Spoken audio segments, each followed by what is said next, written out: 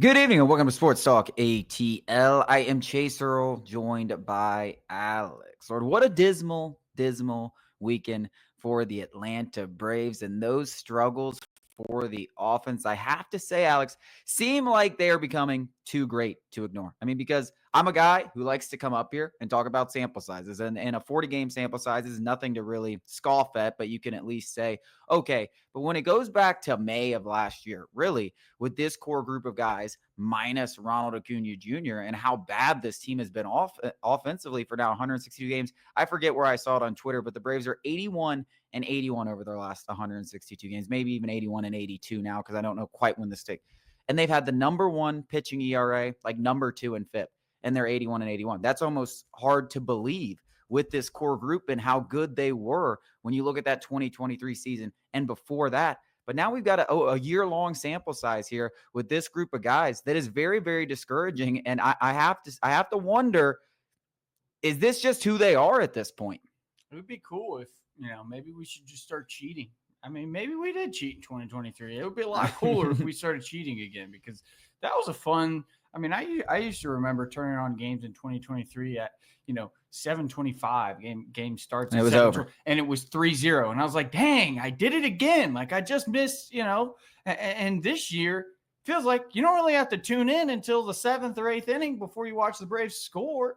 And there are so many people to point at and you can blame. And, for the longest time there for 2-3 weeks, we were going, oh man, Nick Allen, man, Eli White, man, Alex Verdugo, those guys have really been godsends. And now regression, which was inevitable. Nobody expected those guys to carry this Braves offense. They were just they were pieces of the puzzle until the main guys could finally get their heads out of their butts. And Austin Riley and Matt Olson and even Marcell Ozuna and obviously, Ozzie Albies struggles have been well documented. Those guys have not been, pulling their weight. It's that simple. We could talk about, the margins all we want and how the shortstop position has been a black hole and the outfield has been a struggle. But at the end of the day, there is still enough talent to not be this bad. Yeah, I mean, when you talk about that 2023 season, there was one that I was even thinking about this morning and how good they were. And it was when Yuri Perez, who's been out with an injury, but when he came onto the scene for the Miami Marlins, I mean, he was just throwing absolute gas and just dominating everyone. And the Braves went out there, and it was the first time they got to see Yuri Perez. And you wondered how that matchup would work. Who's going to win? This historically great offense or Yuri Perez, who is just off to this fiery start and looking like a legitimate Cy Young guy of the future? The Braves dropped 7 in the first inning. I mean, I remember that so easily because that's when I was like, wow, I mean, this team is just so far ahead than the rest of the league offensively that when you look back at it, I know the cheating things, allegations are kind of funny to joke about, but it's like, was there maybe we were the balls juiced in Atlanta? Like what has happened? Because if you go look at the numbers from that 2023 team, I mean, even Orlando Arcia, obviously that was all, had a 741 OPS. Like they had 7 guys with OPSs north of 800. They had 3 guys north of 900, and Ronald Acuna was sitting there winning MVP north of 1,000. Last year, the Braves had 1 guy, Marcell Ozuna, with an OPS over 790, and this year they have 3. One of them's Eli White. That's not really sustainable. Like Shawn Murphy's off to a hot start this year, and Drake Baldwin's been really good, but it's a question because what the hell happened to Ozzie Albies? What the hell happened to Michael Harris? What the hell happened to even Matt Olson and Austin Riley, who haven't been bad, but they haven't been outstanding either. We need MVPs. I mean, they're not guys that are top 10 in the MVP. Highest paid players on our team. Yeah. That's who they're not doing. And I don't know. You replace the hitting coach. Tim Hires comes in. Nothing has changed. The only thing that's really changed, and you want to talk about approaches at the plate, is the guys who were already doing that. They were already patient at the plate. Like Matt Olson takes his walks. Alex Verdugo was always that guy at the plate who took his walks. He was, getting deep into counts and things like that. But everybody else is just not doing. I mean, Drake Baldwin, legitimately, you joked about it. He is the best guy. I mean, at the plate, needing to at least just carry on a game, just to continue a game, he'd probably be my pick right now for the Atlanta Braves. No, I wasn't joking. I like it. And listen, Shawn Murphy's been good, and I don't think they should bench Shawn Murphy right now. But I when I watch Drake Baldwin hit, I'm like, this guy is outside of maybe Marcell Ozuna, who's been very, very consistent. I know he's in a little bit of a lull, but has been so consistent for 3 years. And that's a guy who has been working counts, leads the league in walks. Like, he's been doing all that. That there's not very many guys that when they go up to the plate, I'm like, yeah, that was a very, very good at bat. And it just seems like as he gets more experience, like, I'm not sure where he ranks in terms, because like I said, well, he's played in like half of the Braves games, probably less than that. And he leads all position players in the National League in WAR. Rookies, excuse me. He's played like half the games. I mean, he's a legitimate star, and it's like one of the few bright spots. It's honestly crappy for, I don't know, this is just this situation. Shawn Murphy is not playing bad. Shawn Murphy is actually playing really damn well. And it just so happens that once again, this Braves offense is so bad that we need every single piece producing that we can. And it sucks because Shawn Murphy's sitting there once again going, what am I supposed to do? It just so happens his counterpart is being more productive at the plate. Yeah, I mean, barely, though. I mean, Shawn Murphy's been outstanding. Yeah. I mean, he's one of the few guys that we should not be complaining about. But it does feel like, to your point and to the point I was trying to make, that if Shawn Murphy ever experiences a little bit of lull, because he's not this elite offensive player. Given that, luxury of a long leash, because it's like, we can't afford it. Yeah, because we need a guy like Drake Baldwin in the lineup. We can't afford to just give up one spot in the lineup. And because things have been so bad, it does go back to that where we were like joking around, like, yeah, dude, can Drake Baldwin play left field? And it's back. Like, as this keeps getting further and further, like, I don't really know what other options they have than to just go see if he can go out there and not look like total crap. I'm not saying Ozuna deserves to be benched permanently by any means, but he has been bad over the last 2 weeks, like bad. And it's okay to give him a day rest. It's okay to give him a day. We've got a lot of games coming up where we do not have an off day. Maybe, just maybe, I don't know, throw Baldwin in the DH spot. And I know that goes against the logical thing. You don't want two catchers because then you might, we don't have the luxury. Like, the further this wanes, the more, and I know people are going to go, well, in 2021, we weren't above 500. That's an anomaly. That is not going to happen again. We have got to get over 500 and stay over 500 if we are going to make the playoffs. It's that simple. There's just too many good teams in the National League. We're getting deep enough into the season where it's like, okay, we need to start winning as many games as we possibly can. Yeah, I mean, if you look at it just, statistically from the games that you have left, I think they have 122 games left. They do have 122 after the first 40 games. Like, they need to win 70 of those. 70. They need to go like 70 and 50 or 70 and 52. That's hard for any team to do. Yeah, just to get to 89 wins, which is what it took. I mean, that's legitimately, like, those are just the numbers. When you put math behind it, it's a lot scarier. Yeah, I mean, that's what you have to go 70 and 52 to get to 89 wins, which is how many games you won last year, and that's how many games you needed on the number. And I would argue you might need more this year because you got teams like the Giants and the Cubs and a lot more contenders, and obviously the Mets and Phillies are doing their thing in your own division. I mean, if we're even talking about winning the NL East, I mean, how many games do you think you need to win? You need 75 of those? Maybe more. Yeah, 80? Yeah. Like 80 and 42? Like, crazy. We basically got to start. And listen, maybe they can do it. I mean, we saw them do literally that. And Ronald Acuna, you hope, is going to come back at some point. And we got some good news at Spencer Strider. Like, it wouldn't be the most uncanny thing that we've ever seen before, because we do know these guys can do it when they're playing at the top of their games. But I don't know what the top of their games and the bottom of their games and the average of their games looks like, because it's been so damn inconsistent for so long that it's like, is it really inconsistent anymore when it's been this consistent for 162 games? I don't know. I don't know. And that's the key. But hopefully they can do something. And hopefully Ronald Acuna, my man, I don't know what's going on with the knee. I don't know what the process is between these two guys, or between the Braves and Ronald Acuna, and who gets the final say when it's time to go, because it seemed like it would be much sooner than this that it would be. But my man, do we need you? I mean, do we need you? I just got to see how much of this mess can you figure out? Like, obviously, for Braves purposes and me being a fan, obviously, please come and save us. Jesus Christ, Lord and Savior. I need to repent. You need to save me. But more than anything, how funny would it be if he comes back and we do go on some sort of like 80 and 40 pace the rest of the way, and we can all look at that dumb, Frenchie and go, hey, this guy was pretty good and pretty important. Well, and here's the last thing I say before we'll go to break, but the numbers with Ronald Acuna in the lineup, and without him in they tell the story. And I don't know if it's just like, you can pass the baton and it easier. could just be a mental thing. And maybe you need to have Michael Harris hitting ninth, getting protected by Ronald Acuna Jr. So he's getting balls in the middle of the plate, and he's able to hit 300. No, I mean, no, I am not laughing because I'm the laughing numbers, because it's just sad. just as crazy as the numbers have been over the last 162 games for this offense that used to be so great. The numbers when Ronald Acuna Jr. in the lineup, they're like winning 2 games to every 1 loss, and they're under 500 without him. Like, that's basically what we've seen. But we don't need him. Yeah, but we don't need him. Yeah, Jeff Francoeur, he set himself what up. a clown. He set himself up to look very, very stupid. And such a beloved figure in Braves country for being such an average player. Hometown kid, and you were decent for the Braves for 1 year.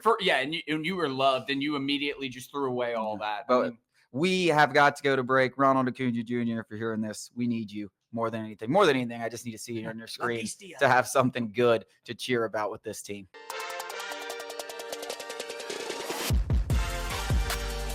On the baseball field was nothing but misery for the Braves over the weekend, but we did get some intriguing news and notes from the farm and Spencer Strider. It looks like he could join the team as early as this week. That's going to be a massive addition, there's no doubt. And just simply from a watchability perspective, like, I'm ready to see Acuna and Spencer Strider playing for this team as often as possible. But the rotation, as we said, not been the problem. Bryce Elder stepped up. AJ Smith-Shawver has been fantastic over his last 3 or 4 starts. Really encouraging stuff. And Chris Sale is looking better. Spencer Schwellenbach had a nice, so it hasn't been the problem, but getting him back, huge news. But the 2 promotions, very intriguing. J.R. Ritchie, who was the 35th overall pick a few years back, has worked his way to Columbus after just dominating high A Rome. 21 years old, about to be 22 years old, doesn't have this ridiculous stuff, but he pitches. Like, he pitches in the low to mid 90s with his fastball, but he's got a very, very plus slider and a very, very plus changeup. He's now in Mississippi before he turns 22. Huge development. And then Juan Carlos Lara, 102 mile per hour arm. Terrible numbers in Columbus. Terrible numbers in Columbus, but he's been moved to the bullpen. And I think the Braves, given that they know, even though the bullpen's been better, they're going to need some more firepower on that end. And a 102 mile per hour fastball doesn't grow on trees. So if he can find something in Gwinnett at some point this season, don't be surprised if you see him in Atlanta, especially if an injury arises. I think they're promoting him for that exact purpose. I mean, the bullpen has, like, the rotation and bullpen on paper are the 2 biggest problem areas. It just, when we get out on the field, they're the ones that are surprisingly stepping up. And like we said with Eli White and Nick Allen, regression is coming. Particularly with the bullpen. I think some pieces of the rotation, are sustainable. AJ Smith-Shawver, sustainable, I think. Bryce Elder, probably not. The bullpen is going to have to be addressed one way or another. We can hope Craig Kimbrell comes back. We can hope 1 or 2 at the trade deadline. But if you had some guy fly through the farm system, which we've seen I don't know how many different times, and come up and play a solid role for the Atlanta Braves, I mean, that would be a godsend to fill one of those bullpen spots without actually having to part ways with any other assets. I mean, that's ideal. Obviously, somebody stepping up within the organization at any point is ideal, but that guy in particular, who you've got under team control for I don't know how many years, is ideal. I mean, yeah, 102 doesn't grow on trees in that place. Yeah, I mean, you're trying to catch lightning in a bottle. Yeah. I mean, the guy has been, 11.2. How many times do you see a guy with an 11.27 ERA? And he's only 22 years old. So it's not like, hey, he's 25, 26. We got to just go see what he has. Like, they got plenty of time to keep working on him, but they made the decision, hey, starting pitcher, maybe not going to be your thing. Let's see what we can do in a relief role. Let's see you in Gwinnett. Let's see you facing some of these top guys. And if you can get hot throwing 102 miles per hour, at some point, we need you. You're going to be ready to be there. So that clearly feels like what they're doing with him. J.R. Ritchie, I know a lot of people are really, really excited about him because he was a top draft pick and because he's having all this success. I mean, 1.13 ERA over his last 4 starts, 1.30 ERA over the course of the season. So absurd numbers, but that's not going to be a guy that you're looking to see in Atlanta this year or probably even next year. Like that's still, 27 professional starts under his belt. I know Spencer Schwellenbach did it with less, but I would be very, very shocked if they do the same thing with J.R. Ritchie anytime soon. Something very, very wrong would have had to go. Yeah, I don't think that were. I don't you think don't want to see J.R. Ritchie in the major leagues. Like, Maybe he forces the issue in 2026, perhaps. That is a possibility because who knows, with Lopez, and obviously we think Chris Sale is under contract, but we still don't know. And Grant Hall, we don't know. But 2025, we see J.R. Ritchie. I mean, the bus may have crashed. Yeah, something will have gone terribly, terribly wrong. And that would be, I would say, the opposite for John Carlos Lara. If you see him, maybe something went very, very right. But it's going to be interesting because, as we say, when you're 19 and 21, I know we're all sitting here talking about the trade deadline and what the Braves are going to want to do. I'm not sure they're going to want to send away top prospects and try to salvage this season like we've seen them try to do in the past, because you don't really know the shape that you're in right now. And we're not going to know for at least a few more months. I mean, if you traded some top guys for 2021, I mean, I would feel better about, I don't know. This team is so frustrating, man. But that wasn't really, if you look back at 2021, it wasn't a lot of top guys. You caught lightning in a bottle with some guys that nobody wanted. You need a couple of relievers, and I don't even think you really need an outfielder. I mean, maybe you do need one starting outfielder, but I don't think those guys are going to cost. We have our outfielder. His name's Drake Baldwin. He's our Drake Baldwin is going to be the left fielder of the future. Coming up after the break, Josh Pate. We saw it from Joel Klatt. Now we're seeing it from Josh Pate. He has a crazy, crazy top 25 ranking after spring practices for the Georgia Bulldogs.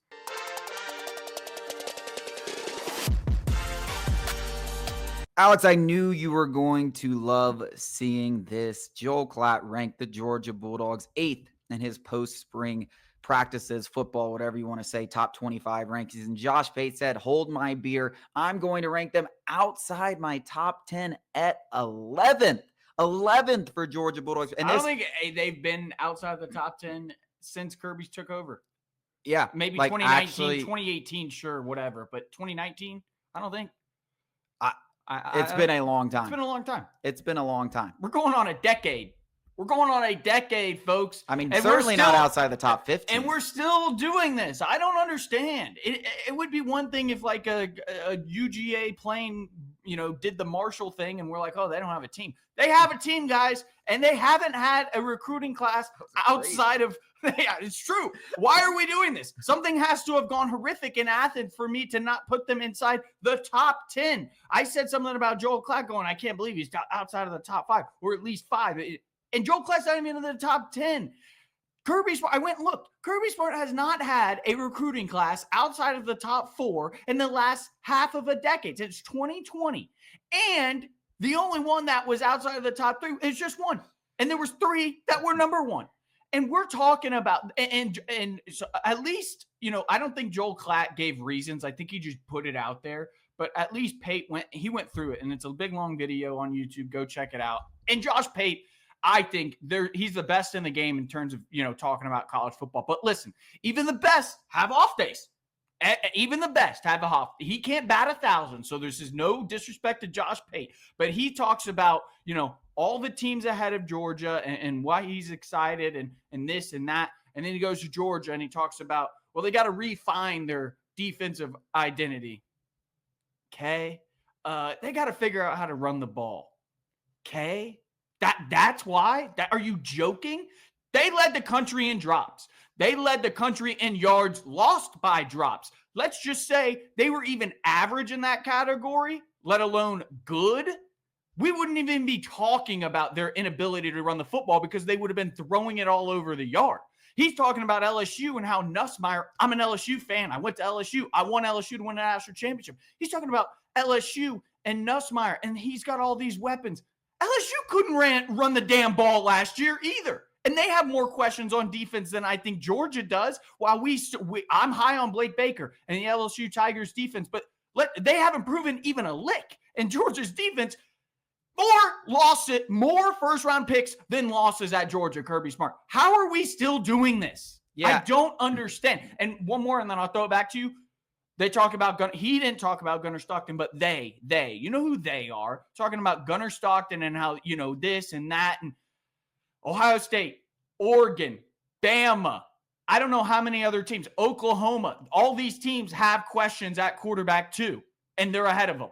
It's a joke. Yeah, I mean, I think the easiest one to compare them to is LSU, given that we went to LSU and we know that program as well as we know the Georgia program. Like that's like it's harder for me to go into Florida's program, even though guys, Billy Napier is the head coach. I could stop it right there, and they don't belong in a preseason ranking higher than the Georgia Bulldogs simply because they're going to get outcoached. They don't have more talent. Yes, I love DJ Lagway, but that can't be the only reason you have him ranked ahead. So I can go a little into Florida, but LSU's easy, and I agree with you. Like LSU has questions on the offensive line. LSU couldn't run the ball. LSU, I love the kind of talent that Garrett Nussmeier has. He had a huge problem turning the ball over. Like LSU, yes, they got receivers in the transfer portal. You know who else did? Georgia did. And I totally agree with you. There's no way in hell, I don't care who is leaving for the Georgia Bulldogs, am I going to say that LSU's defense going into the season is going to be better than Georgia? You might as well burn your money. I mean, listen, this team was the worst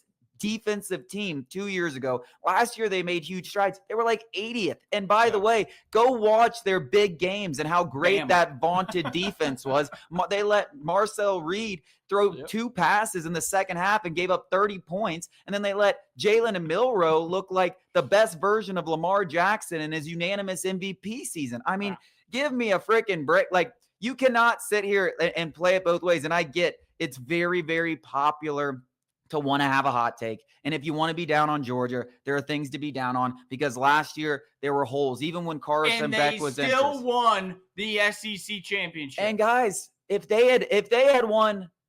Carson Beck doesn't get injured, and I think Hunter Songson did a fine job against Notre Dame. It wasn't perfect by any means, but I think lose because of him. I think you can have confidence in what Gunnar Stockton. But if Carson Beck had stayed healthy and been the starting quarterback for that team, Georgia could have won a national championship. Like like we're talking so down on a team that was up there with the top teams in the country. Like you saw how pushed Ohio State got by Texas, who Georgia beat twice, probably in a more dominant fashion. Like that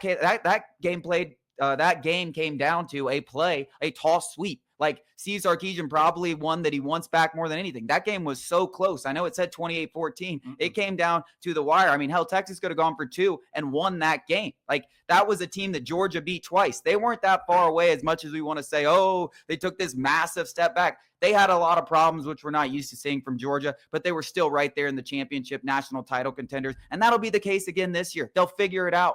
I think, the one hot take I think that I agree with most is the Clemson. He had Clemson number 1. And while I wouldn't have Clemson number 1, I can at least respect the fact that Cade Klubnik has put out good tape. Drew Aller hasn't. And we're talking about, and he had Penn State, I think, number 2 or 3, certainly the top Big Ten school ahead of Oregon and Ohio State. The one thing that you could say about Clemson and Josh Pate's defense is the ACC sucks. Penn State is still going to have to beat Oregon. They're still going to have to beat Ohio State, which they seemingly can't ever do. I don't understand why we keep trying to make these teams that we do know into something they're not. And it goes both ways, whether we're talking about Penn State getting over the proverbial hump that they will never get over under James Franklin. He is Mark Wright, or trying to push down Kirby Smart and the Georgia Bulldogs. It's okay. We could just call them what they are. Even if there are some unknown commodities, you're going to put your hard-earned bread on James Franklin versus Kirby Smart. Go ahead. You hate your money. Yeah, I mean, what happens so drastically different, but that Clemson, and I know they have Cade Klubnik, and I'm a big a lot of receivers, but and Garrett Riley took big strides last year. That's it. I like all of those. I like those things that you pointed out. And yes, I think if you were betting strictly on who has the best odds of going to the college football playoff because they're in the ACC, I'd put Clemson right there at number 1. But if you're talking about like, hey, they play on a neutral field tomorrow, what happened between week 1 of last year when these teams played on a neutral field that was so drastically different that Georgia couldn't possibly hang in there with Clemson? Like, I just have a hard time believing you actually believe that. I don't think that you believe that. I mean, that game was so not close, so not competitive. Clemson couldn't do a damn thing on offense. They couldn't really do much on defense, especially in the second half. And, you don't think Carson Beck was that good? If there's one thing I could maybe swallow, it's like, is the offense going to, is it going to take strides? We got the Thomas and the Branch transfers. We're talking about Gunnar Stockton and replacing a lot of offensive linemen. That's fair. Can Bobo kind of revert back to 2023? All fair. What I won't put up with is Georgia sending players to the NFL defensively and then people going, yeah, Kirby Smart. I don't really know if he can. They have literally the top defensive lineman and the top linebacker. I'm kind of making this up. I don't know for sure, but I bet it's pretty close. The top defensive lineman and the top linebacker every single year in every single class, and they just recycle. They just recycle. Not to mention the portal, which they did hit. That kid from Army is a savage. I mean, a captain at Army, and he is going to come on. Kirby Smart loves this. I have no idea why we keep doing this, and it's going to keep going. I guarantee you it's going to keep going until we get to the fall. Yeah, I completely agree. We do got to go to break. We're going to talk some NBA playoffs coming up after the break.